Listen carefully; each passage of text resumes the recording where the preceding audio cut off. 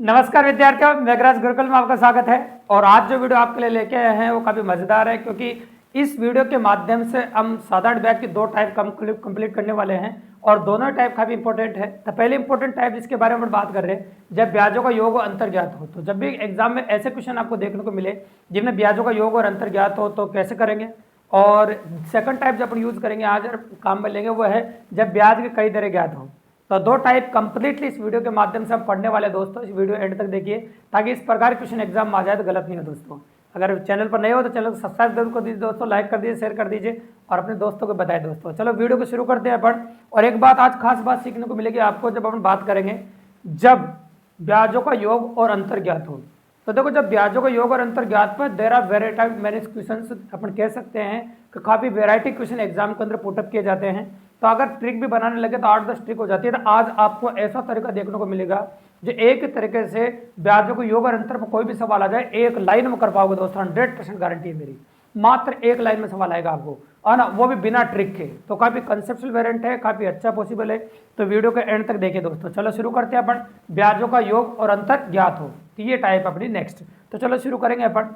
तो साधारण ब्याज के बारे में आप में सभी जानते हैं। देखो साधारण ब्याज क्या होता है, तो आप जानते हैं साधारण ब्याज मूलधन इंटू दर इंटू समय बटा सूद, ये आपको देखने को मिलता है। बिल्कुल सिंपल सी बात है। और यहाँ से हम मूलधन की वैल्यू निकाल सकते हैं। आरटी को नीचे घुमा दो और 100 को इधर घुमा सकते हैं आप। यहाँ से जो मूलधन की वैल्यू आपके सामने निकल के आएगी वो आ जाएगी आपकी SI इंटू 100 और अपॉन RT, ये मूलधन की वैल्यू आ गई। तो देखो यहाँ से जो जो दे रखा है, देखो इस प्रकार के प्रश्नों में खास बात यह है कि जो दे रखा अगर वो पहचानने में आप कामयाब हो जाते हैं तो क्वेश्चन करना कोई बड़ी बात नहीं। इनमें कुछ कंडीशंस होती है, उनके बारे में बात कर लेते हैं। जो पहली जो कंडीशन है आपकी वह है आपका ब्याजों का योग।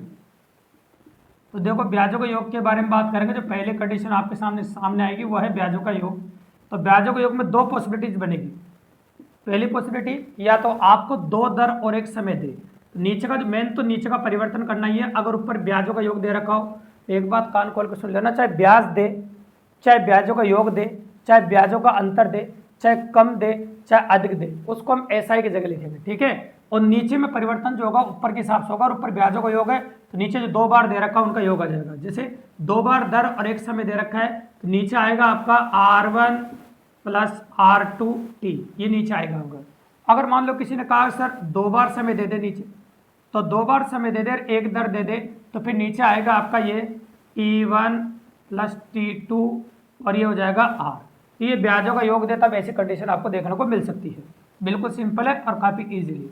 किसी ने कहा सर कई बार ब्याजों का अंतर होता है, तो बिल्कुल होता है ब्याजों का अंतर। तो ब्याजों का अंतर के बारे में बात कर लेते हैं अपन। तो ब्याजों का अंतर हो तो वहाँ भी दो कंडीशन बनती है। मान लो यहाँ ब्याजों का अंतर दे रखा हो तो दो दर दो समय हो तो नीचे दरों का अंतर हो जाएगा।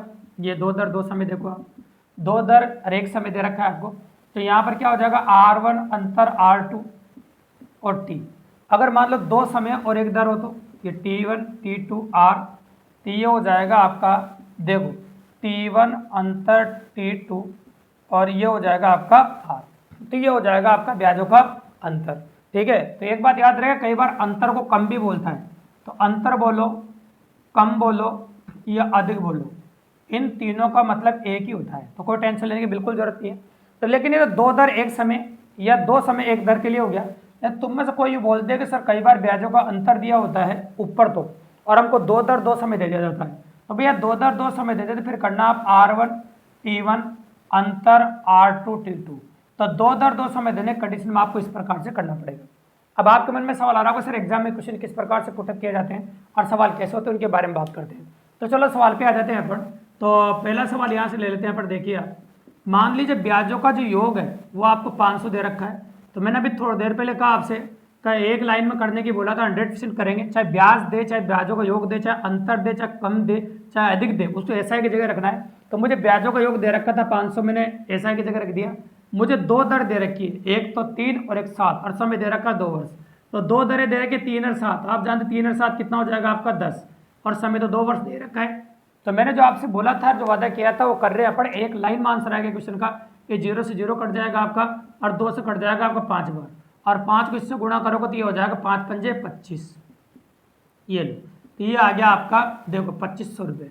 तो मतलब वह धन हो जाएगा, मूलधन हो जाएगा 2500 रुपये, ठीक है। सबसे इंपॉर्टेंट बात। लेकिन तुम में से कोई बच्चा ये बोलते हैं कि सर कई बार जैसे ऊपर तो ब्याजों का ये योग की जगह 500 अंतर होता, मान लीजिए 500 ब्याजों का अंतर है, तो भैया जो दो दरें दी थी 7 और 3, तो यहाँ 7 और 3 का योग हो गया था, लेकिन यहाँ 7 और 3 का अंतर हो जाएगा, वो हो जाएगा आपका 4, और 2 तो समय ऐसे कैसे रहेगा आपका। अब जो कट रहा है उनको काट दीजिए, 4 से 100 कट जाएगा आपका 25 बार, ये लो, और 2 से कट जाएगा आपका 250 बार, 25 25 625 और ये 0, तो ये आ जाएगा आपका, देखो मूलधन आ जाएगा 6250 इस प्रकार से। तो ये ब्याजों का अंतर हो गया आपका। तो कई बार इस प्रकार की पॉसिबिलिटी एग्जाम में देखने को मिल सकती है और ऐसा हो जाएगा। लेकिन इन क्वेश्चनों में एक खास बात है, वो आपको पहले बता दें कि आपको क्वेश्चन पढ़ के पहले नोटिस करना कि क्या दे रखा है।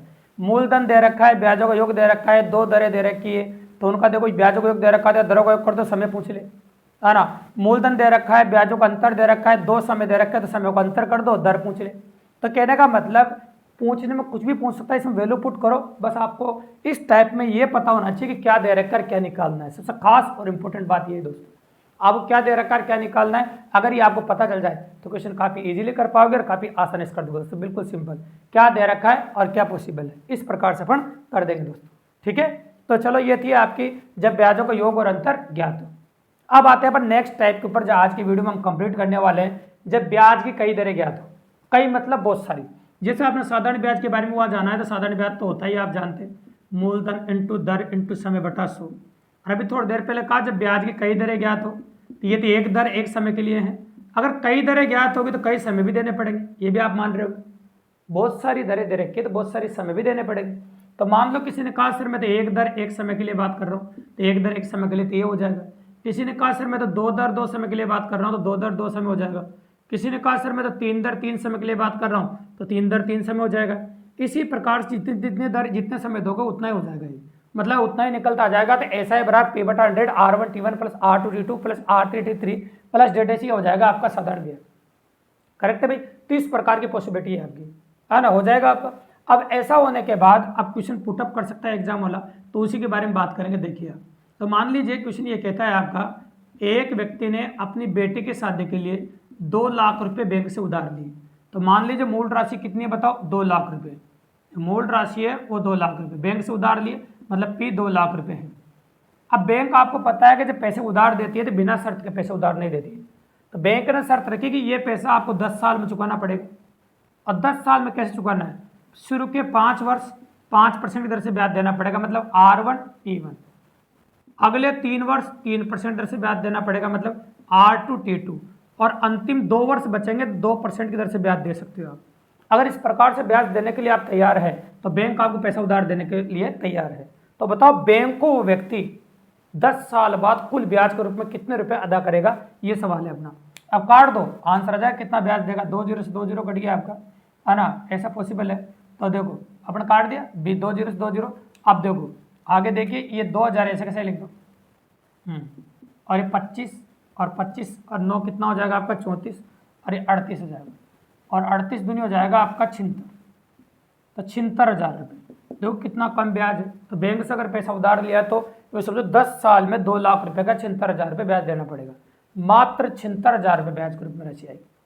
बिल्कुल सिंपल और काफ़ी इजीली अप्रोच कर सकते हैं। तो 76,000 रुपये ब्याज के रूप में राशि आएगी, ऐसा सवाल हो सकता है।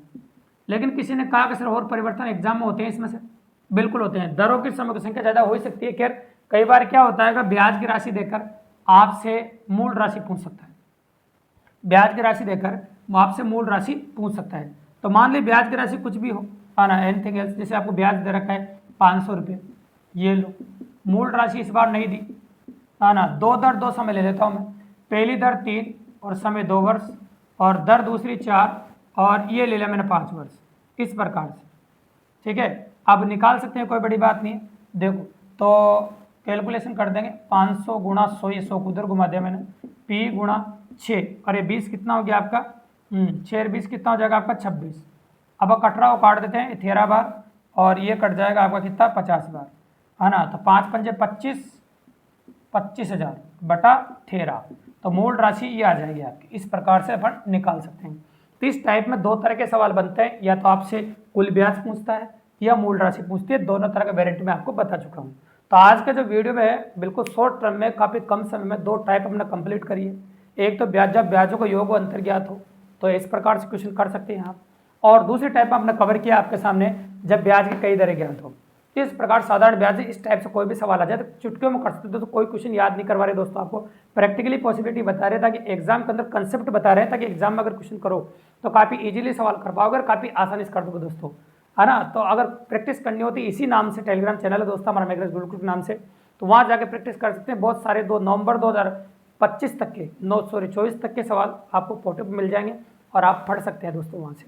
अगर आज वीडियो अच्छा लगा हो सब्सक्राइब करके जरूर जाइए दोस्तों। धन्यवाद।